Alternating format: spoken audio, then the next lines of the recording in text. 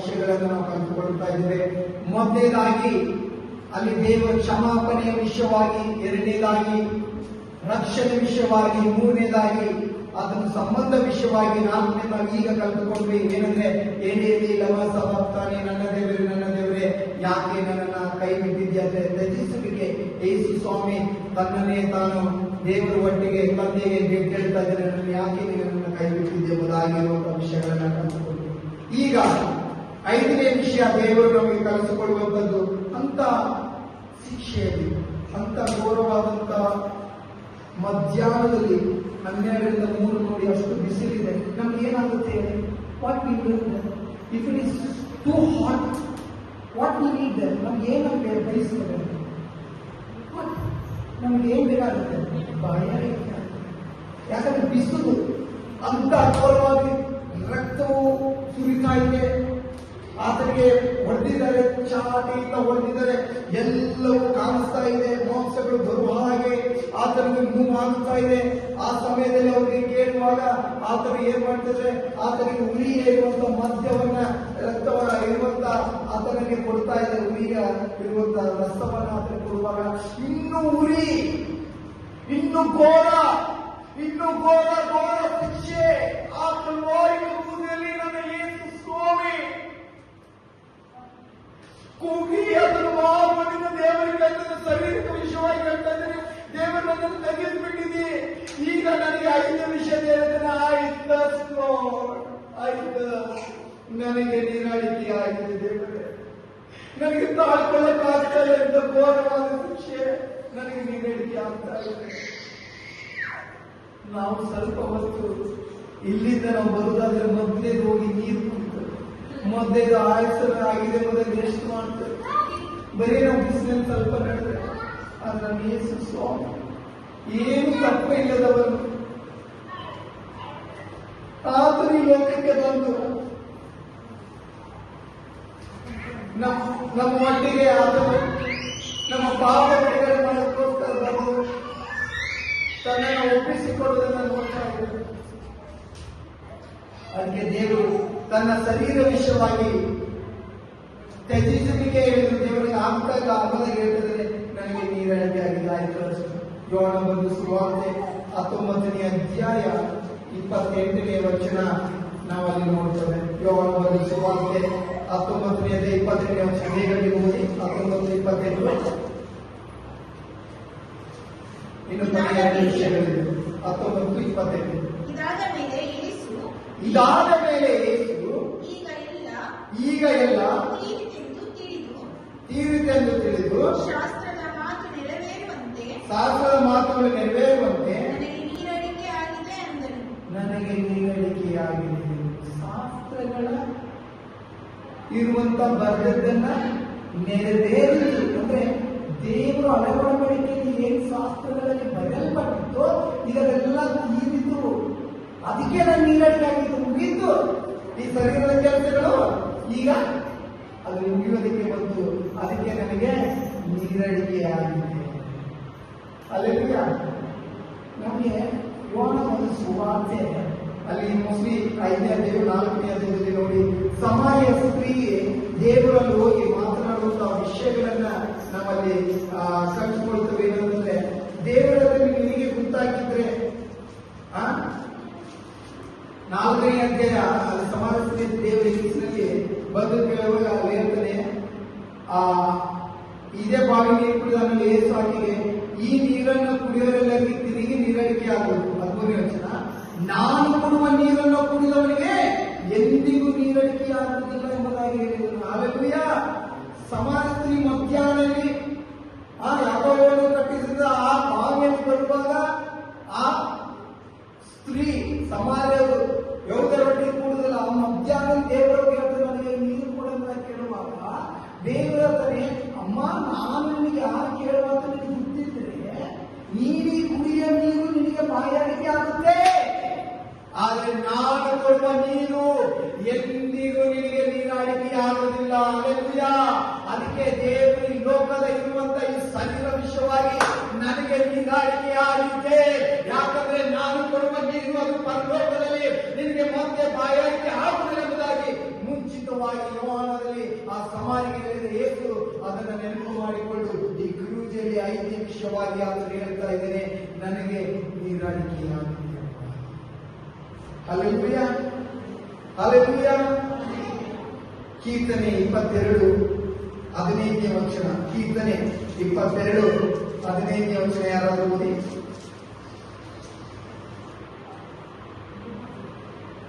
ನನ್ನ ಶಕ್ತಿಯು ಮೋಕಿಯ ಹಾಗೆ ಒಣಗಿ ಹೋಗಿದೆ, ನನ್ನ ನಾಲಿಗೆಯು ಅಂಗಳಕ್ಕೆ ಹತ್ತಿ ಹೋಗಿದೆ, ನನ್ನನ್ನು ಮಣ್ಣಿಗೆ ಸೇರಿಸುತ್ತಿ. ಜೀಸಸ್ ಫುಲ್ಲಿ ಹ್ಯೂಮನ್, ಅಥವಾ ಫುಲ್ಲು ಮನುಷ್ಯನಾಗಿದ್ದ ಕಾರಣ is enduring the physical torture and ಅಂದ್ರೆ ಈ ಶಾರೀರಿಕವಾಗಿರುವಂತ ಕಷ್ಟ, ಆ ನೀರು ಕುಡಿಯುವುದರ ಬಗ್ಗೆ ಇಲ್ಲಿ ಮಾತನಾಡುವುದು.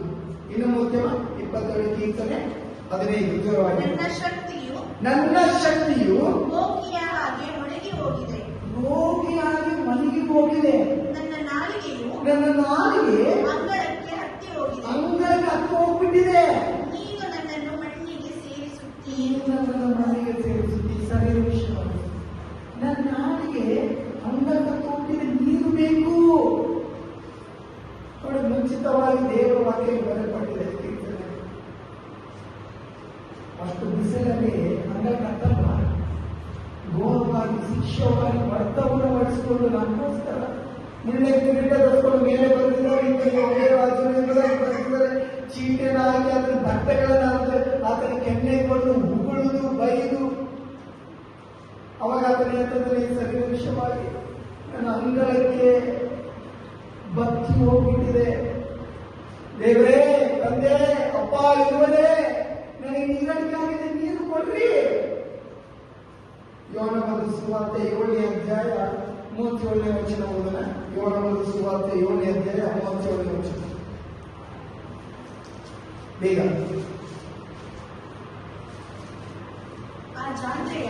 ಆ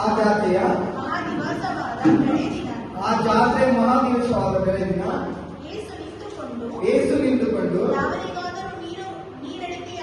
ಯಾವನಿಗಾದರೂ ನೀರಡಿಕೆ ಆಗಿದ್ದರೆ ಆತನು ನನ್ನ ಬಳಿಗೆ ಬಂದು ಕುಡಿಯಲಿ. ನನ್ನ ನಂಬಿದ ಹೊಟ್ಟೆಯೊಳಗಿಂದ ಶಾಸ್ತ್ರದಲ್ಲಿ ಹೇಳಿರುವ ಪ್ರಕಾರ ಜೀವಕರವಾದ ನೀರಿನ ಹೊಳೆಗಳು ಹರಿಯುವವು ಎಂದು. ಜೀವಕರವಾದ ನೀರಿನ ಹೊಳೆಗಳು ಹರಿಯುವುದು. ಅದಕ್ಕೆ ದೇವರು ನಮಗೆ ಏನಂದ್ರೆ, ಈ ಶರೀರದ್ದು ಮುಗಿದೋಯ್ತು, ನೀವು ಈ ಲೋಕಕ್ಕೆ ಸಾಯ್ತೀರಿ, ಮಣ್ಣಿಗೆ ಬಂದಿದ್ದು ಮಣ್ಣಿಗೆ ಹೋಗುತ್ತೆ. ಆತನು ನಮಗೆ ಶ್ವಾಸ ಪಟ್ಟಿದ್ದು ಪರಲೋಕಕ್ಕೆ ಹೋಗುತ್ತೆ. ನಾನು ಕೊಡುವ ನೀರು ಜೀವದ ನೀರು ಹೊಳೆಗಳಾಗಿ ಅದು ಹರಿಯುತ್ತದೆ, ಎಂದು ಬಾಯಾರಿಕೆ ಆಗಲ್ಲ. ಅದಕ್ಕೆ ಶಾರೀರಿಕವಾಗಿ ನನಗೆ ಅಂಗಗಳು ಬತ್ತು ಹೋಗಿದ್ದರೆ ನೀರಾಗಿದ್ದರೆ ನನಗೆ ನೀರು ಕೊಡುವುದಾಗಿ ಆತನು ಈ ಲೋಕದಲ್ಲಿರುವಂತಹ ಸಂಬಂಧವನ್ನು ಕೊನೆಗೊಳಿಸುವುದನ್ನು ನೋಡ್ತಾ ಇದ್ದೇವೆ. ಹಲ್ಲೆಲೂಯಾ. ನಮಗೆ ಆತನು ಹೇಳಿದ್ದು ಯಾಕೆ ಕುರಿತಲ್ಲಿ ಅಂತ ಹೇಳಿದ್ರೆ, ನಮಗೆ ನಿರಂತರವಾಗಿರುವ ನೀರಿನ ಹೊಳೆಗಳು ಆತನು ನಮಗೆ ಕೊಡುತ್ತಾರೆ. Hallelujah, hallelujah. ಅದಕ್ಕೆ ದೇವರು ಹೇಳಿದ್ರು, ಏನಂತ ಹೇಳಿದ್ರು, ಐ ಥರ್ಸ್ಟ್ ಅಂದ್ರೆ ಡಿಸ್ಟ್ರೆಸ್, ಯಾತನೆ. ಕನ್ನಡದಲ್ಲಿ ಯಾತನೆ ಬಗ್ಗೆ ಮೊದಲೇದಾಗಿ ದೇವರು ಹೇಳಿದ್ರು ಕ್ಷಮಾಪಣೆ, ಸ್ವಾಭಿತ್ಯಂ ಎಂಬುದಾಗಿ. ಎರಡನೇದು ಹೇಳಿದ್ರು ರಕ್ಷಣೆ ಬಗ್ಗೆ. ಈ ಮೊದಲೇ ನನ್ನ ಸಂಗಡ ಪ್ರದೇಶದಲ್ಲಿ ಮೂರನೇದಾಗಿ ಹೇಳಿದ್ರು, ಈಗ ಅಮ್ಮ ನಿನ್ನ ಮಗನು ಅಂದ್ರೆ ಸಂಬಂಧವನ್ನು ಕುರಿಸಿದ್ರು. ನಾವು ತನ್ನ ಶರೀರವಾಗಿ ದೇವರ ತ್ಯಜಿಸುವಿಕೆ ಬಗ್ಗೆ, ದೇವರು ಎಲ್ಲಿ ವ್ಯವಸ್ಥಾನಿ ನನ್ನ ದೇವರೆಲ್ಲರೂ ಯಾಕೆ ಕೈ ಬಿಟ್ಟಿದ್ದೆಂಬುದಾಗಿ ಮಾತುವನ್ನು ಕೂಗಿದ್ದು. 5ನೇದು ಆತನ ಡಿಸ್ಟ್ರೆಸ್, ಯಾಚನೆ ಬಗ್ಗೆ.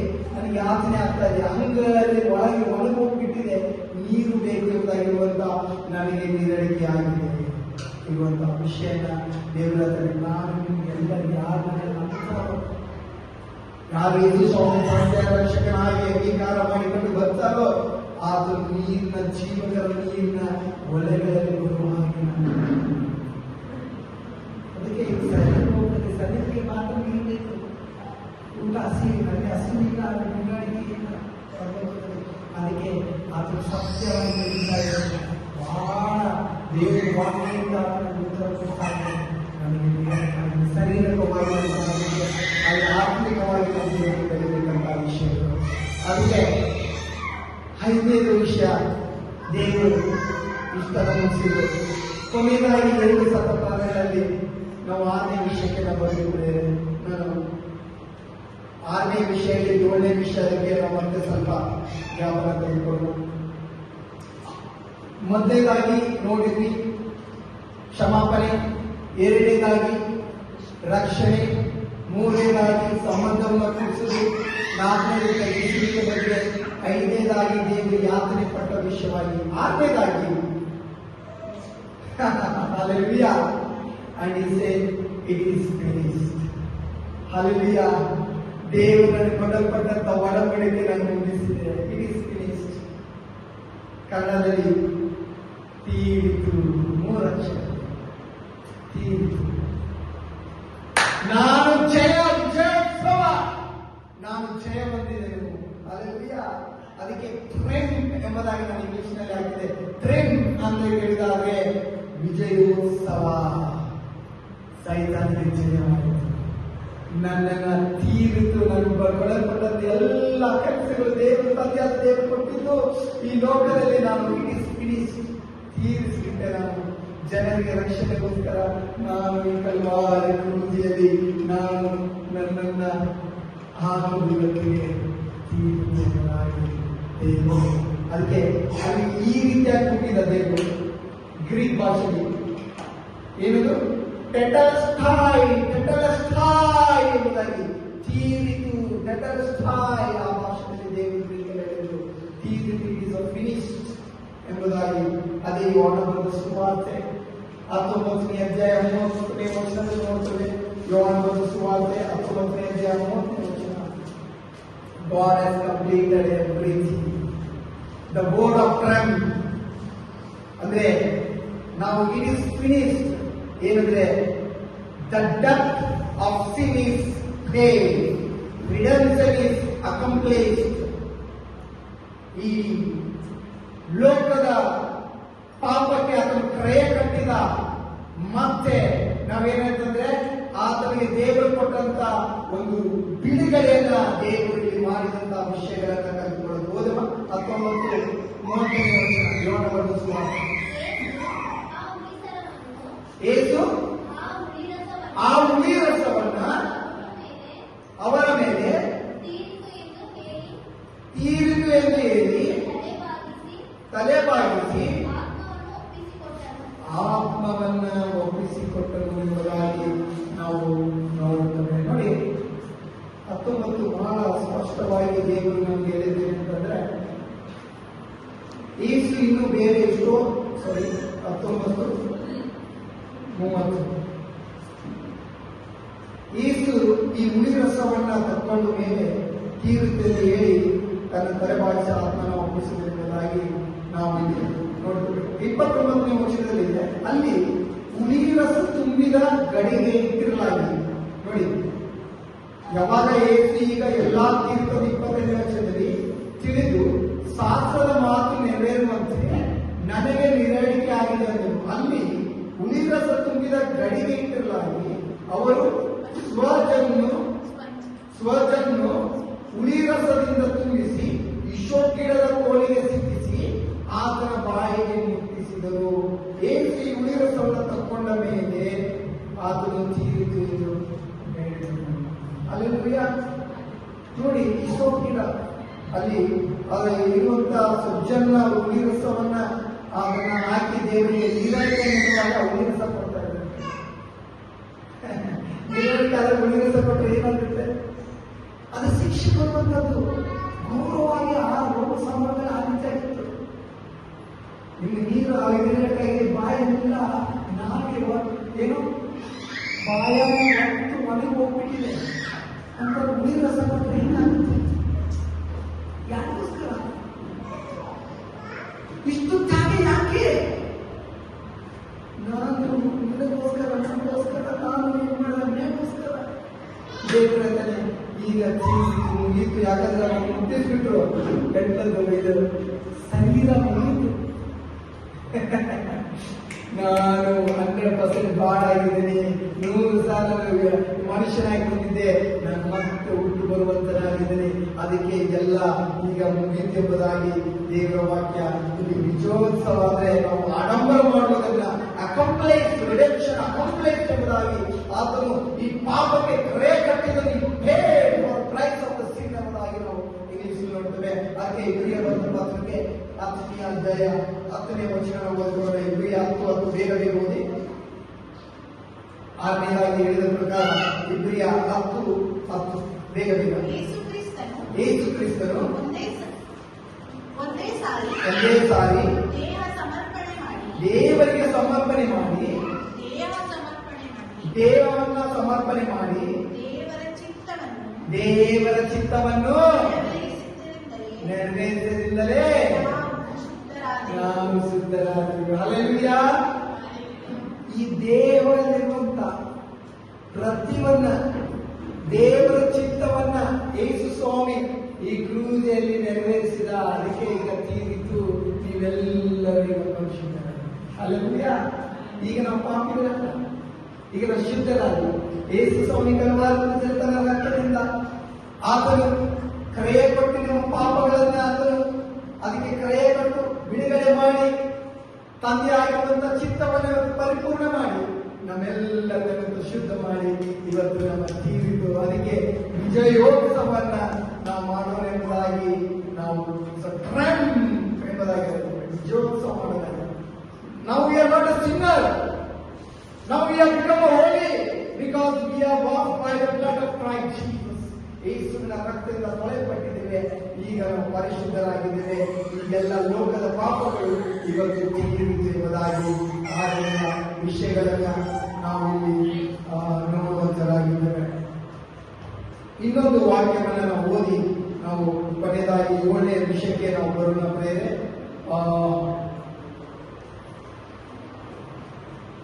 ಅಬ್ಬುಕ್ 1:13 ಇಲ್ಲಂದ್ರೆ ಕೀರ್ತನೆ 22:1. ಕೀರ್ತನೆ 22:1. ಕೀರ್ತನೆ 22:1.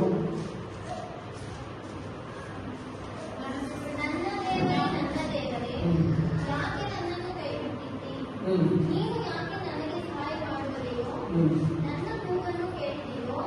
ದೂರವಾಗಿದ್ದಿ. ನನ್ನ ದೇವರೇ, ಹಗಲಿನಲ್ಲಿ ಕೊರೆಯುತ್ತೇನೆ, ಪ್ರತ್ಯುತ್ತರವೇ ಇಲ್ಲ. ಇಂದಿನಲ್ಲಿಯೂ ನನಗೆ ಸುಖವೇ. ಇದು ನಾವು ಆಲ್ರೆಡಿ ಅಲ್ಲಿ ಓದಿದ್ವಿ. ಸೊ ದೇವರು ನಮಗೆ ಗುರಿ ಹಾಕಿದ್ದಕ್ಕೆ ವಿಷಯದಲ್ಲಿ ನಾವು ಕಲ್ತ್ಕೊಂಡಿದ್ವಿ. ಬಟ್ ಇಲ್ಲಿ ಇನ್ನೊಂದು ವಿಷಯಗಳು ದೇವರು ನಮಗೆ ಕಲಿಸುವುದು ಏನಂತಂದ್ರೆ ಒಂದು ಐಡಿಯಾ ಮಾಡಿ. ಇಬ್ರಿಯ ಬರೆದ ಪತ್ರಿಕೆ 9:12 ಓದಿದ್ರು. ಇಬ್ರಿಯ 9:12. ಒಬ್ರು ಕೊಲೆಸ ಬರೆದ ಪತ್ರಿಕೆ 2 13-14 ಓದಿದ್ರು. ಒಬ್ರು ಇಬ್ರಿಯ ಬರೆದ ಪತ್ರಿಕೆ 9:12 ಓದು. ಯಾವ್ದು? ಇಬ್ರಿಯ 9:12 ಓತಗಳ ಮತ್ತು ಹೋರಿಕರಗಳ ರಕ್ತವನ್ನು ತೆಗೆದುಕೊಳ್ಳದೆ ಸ್ವಂತ ರಕ್ತವನ್ನೇ ತೆಗೆದುಕೊಂಡ ನಮಗೋಸ್ಕರ ನಿತ್ಯ ವಿಮೋಚಕನನ್ನು ಸಂಪಾದಿಸಿಕೊಂಡವನಾಗಿ ಒಂದೇ ಸಾರಿ ದೇವರ ಸನ್ನಿಧಾನಕ್ಕೆ ಪ್ರವೇಶಿಸಿದವನು.